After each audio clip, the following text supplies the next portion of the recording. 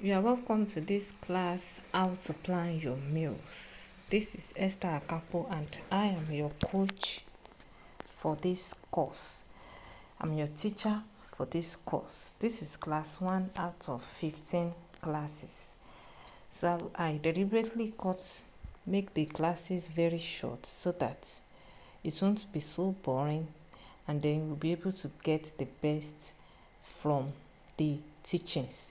I expect that at the end of all the classes, every activity, or let me say every assignment given, is well attended to. Please don't take any assignments for granted. Even if I say go to the kitchen and wash your plate as an assignment, please go and do it so that this course will become a part of you. You won't just flip through as if you are watching a movie. So it's the activities that will make the class part of you. This is just the introductory class, and I'm sorry it's coming late for those of us that registered so early. Thank you for joining me in this course. Now, what's my promise?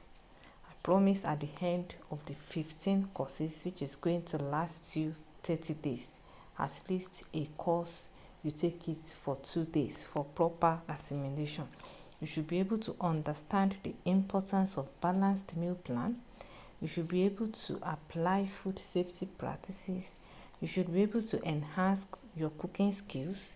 You should be able to understand different dietary needs and also make meal plans for them. You should also improve in your nutritional knowledge. You should be able to develop time management skills.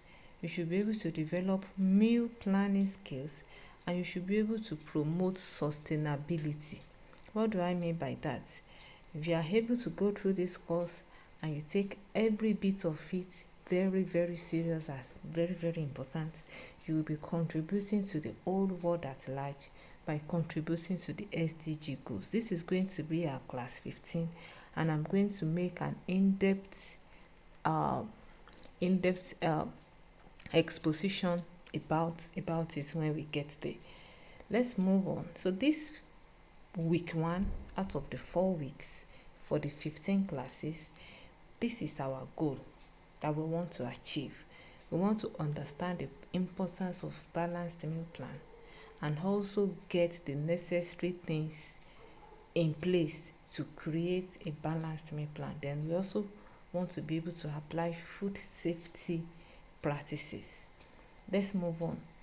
What is balanced meal preparation? Or let me say, what is balanced meal plan preparation? This refers to the process of planning, organizing, and cooking meals in advance to ensure a consistent and convenient food supply to you, to your family, to people that come to eat at your restaurant, to everybody around you. It involves you choosing recipes. It involves you creating shopping lists. It involves you buying ingredients. It involves you preparing and cooking the food. And it involves you storing the meals for future consumption where necessary, without you adding artificial sweetener or any artificial preservative that might likely cause damage to the health. Now, why do you need to plan your meal? Why do we need to plan our meal? We need to plan our meal for the basis of health and nutrition. Health is wealth, no other thing. Not the clothes you put on, not the flashy car you use, not the position you occupy in your place of work. Health is wealth. Without health, any other thing is zero. And if you don't plan your meal, you stand the chance of having a very poor health. If you don't get the necessary nutrients that your body needs per time, you stand the chance of poor health. So a balanced meal plan makes you to have good health, makes you to have proper nutritional needs being met. It's also important because it makes you to plan your time. The issue of, okay, I want to cook, what are we eating today? Oh, okay, let's prepare mama. Because you did not plan it, it's until you peel the beans that you remember there is no leaf, or the leaf I thought was here has finished. It was when you quickly went to buy the leaf or whatever you want to use to wrap the moi, then you remember, this ginger, or what do you use to put, it has also finished. You use another time to go and buy that one. But if your meal is well planned, it makes you to conserve time, it makes you to conserve money. You don't spend unnecessarily when you have a balanced meal plan for the week, for the month, and even for the year. It also helps you to attain dietary control and specialized needs. You can control your diet. You can control what you eat. You can customize your diet. You can say, okay, for me, I am not eating this. This is what will replace this. For me, for instance, I use locust beans to replace Maggi in preparing my draw soups. For my beans, I prefer to add enough onions instead of putting Maggi.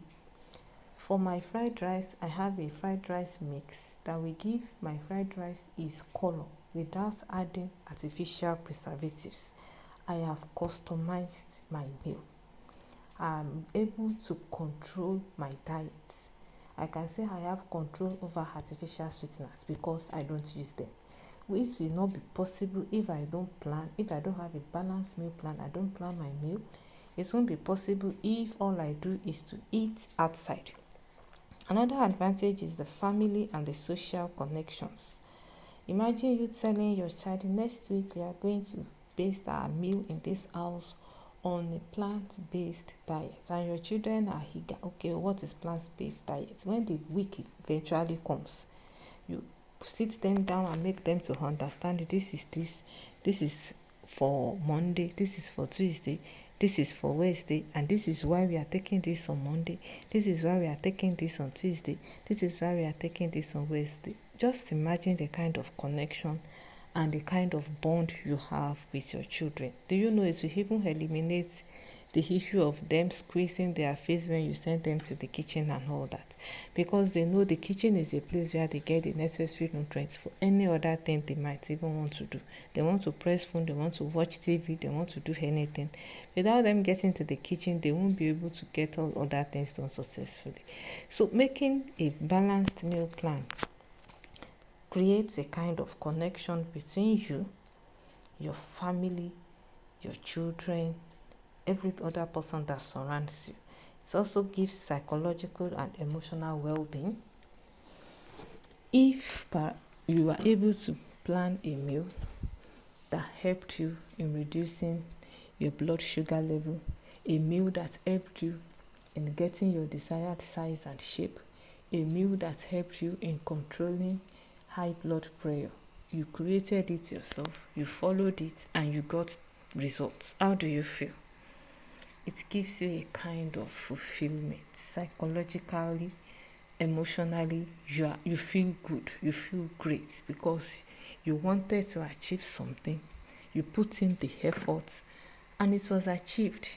So preparing a balanced meal plan makes you to have psychological and emotional well-being. Another advantage is that it helps for skill development and empowerment. The other illustration I give, you could empower your children to eat healthy, whether you are there or you are not there. You have an impact on your neighbors. You have an impact at your place of work.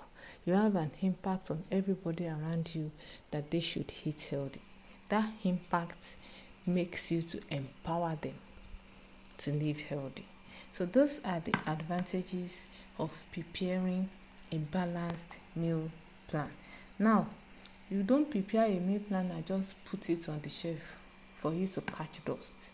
You prepare a meal plan to utilize, to use. And that means invariably you are making home cooked meals. What are the several advantages of home cooked meals comparing to eating out or relying on prepackaged convenience foods? The first thing is that you are able to control the nutritional quality of what you eat. I used to give this illustration, or let me call it an example, that the tomatoes we buy in the market, some of them already have these white patches. These white patches are caused by microorganisms. Serious ones, aflatoxins, that don't die after boiling. So if you are not so careful to remove those white patches caused by microorganisms, and you just grind thinking maybe you will cook it, and after cooking everything would have died and all that, no, you have successfully ingested microorganisms that are very, very, very dangerous to your health. What happens if the person sent elsewhere was very tired and could not even take the pain of washing the peppers very well before grinding, and then you went to the mill, to the mall, or wherever, and you bought this same food with your money that would damage your health? There is little to what you can see to the food you eat outside. But when you have home cooked meals, you can control the nutritional quality of the food you are eating. If you don't want it to be too cooked, you can control it. That's okay, my vegetables, I want it to just stay on fire for like 2 to 3 minutes and I bring it down. I just want it to simmer. I don't want it to get cooked and all that. All those ones cannot be controlled when you don't have home cooked meals. I've talked about healthier ingredients when I talked about the tomatoes. Then you cannot customize your meal. You can't attend to your special dietary needs if all you do is to eat outside your home. You can't even control the cost. It is whatever amount they call it for you that you have to bring out of your purse and pay. And then you can't control the portion you eat. It's either you undereat or you overeat. You undereat when you don't have enough money. The day you have money, you feel, okay, bring everything. 2 days ago, I wanted to eat and I don't have money. Now that I have, bring all that you can bring. I'll finish them. So it boils down to the fact that you think, well, tomorrow there might be no money. What if you have planned for a week and everything to eat for the week is already set? You won't even have the emotional trauma of you thinking, okay, if I use this money to eat now, what will I eat again tomorrow? Because it's planned. It's planned, but with money, with time, with everything put into consideration. It also increases your awareness of food quality. I've talked about that. Family bonding and social connection. I've talked about that. Skill development and creativity. You get creative. The more you cook with the intention of eating healthy, the more creative you become. It's just that you just think, okay, this is the way everybody is cooking rice. Oh yeah. This is the way everybody is cooking vegetable. Oh yeah. But if you start cooking with the mind, with a conscious intention of your nutritional needs, with a conscious intention of the food, of the quality of the food you want to eat, it makes you get creative. Then food safety and hygiene, you are sure that the food you are eating is hygienically processed, not a fufu that was soaked with detergents, not a in fact, a lot of atrocities happen in the food industry, and the best is to just know and buy your food ingredients from trusted vendors so that you don't run at a risk of having poor health in the nearest future. Environmental sustainability talks about how you also promote the sustainability of everything we have amidst us, and it boils down to part of the fulfillment of the SDG goals, like I said, and we are going to talk about that at the last class. Now, homemade meals offer significant nutritional value and the flexibility can be tailored to individual dietary needs. Why? Because you use fresh and wholesome ingredients. You don't use prepackaged convenience foods because they contain additives. You can do portion control. You have balanced nutrition.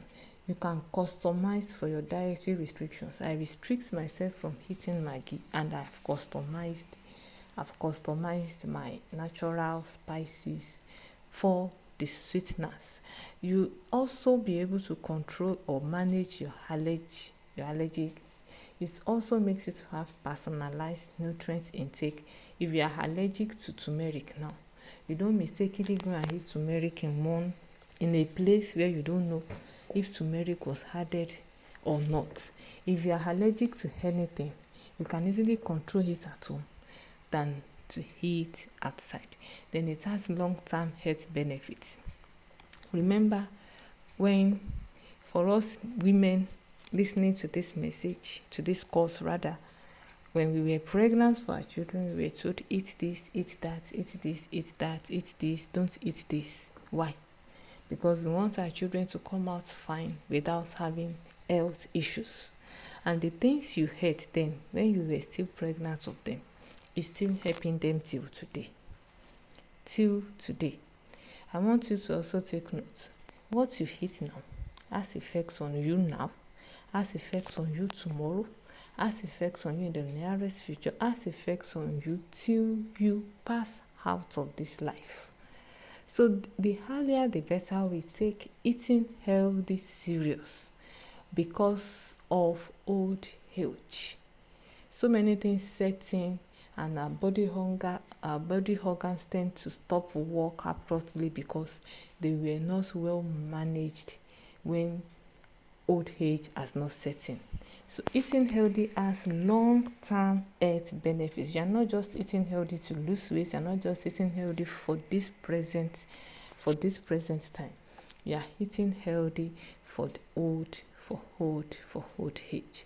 Now, what are the steps involved in planning a balanced meal plan? In planning your meal, the first thing is your choose recipes. Second thing is to consider meal variety and balance. You create a shopping list. You consider seasonality and sales. What are the things in season that you can use, add up, buy, preserve, and all that. Then you organize your ingredients. You prepare your meals. You use meal planning tools and apps. Then time and budget considerations. All these steps are involved in you planning your meal. So planning your meal does not only entail you putting carbohydrates with protein, then in the afternoon put protein and fat oil, in the night put two other things together, then in the following day these are the several steps involved in you planning your meal. So that's why my meal plan might be different from yours will be different from mine, and yet we are still achieving the same nutritional goal. Thank you for listening to me. I'm going to drop an assignment after this. Ensure you do it. Please participate and we move to class 2. Thank you.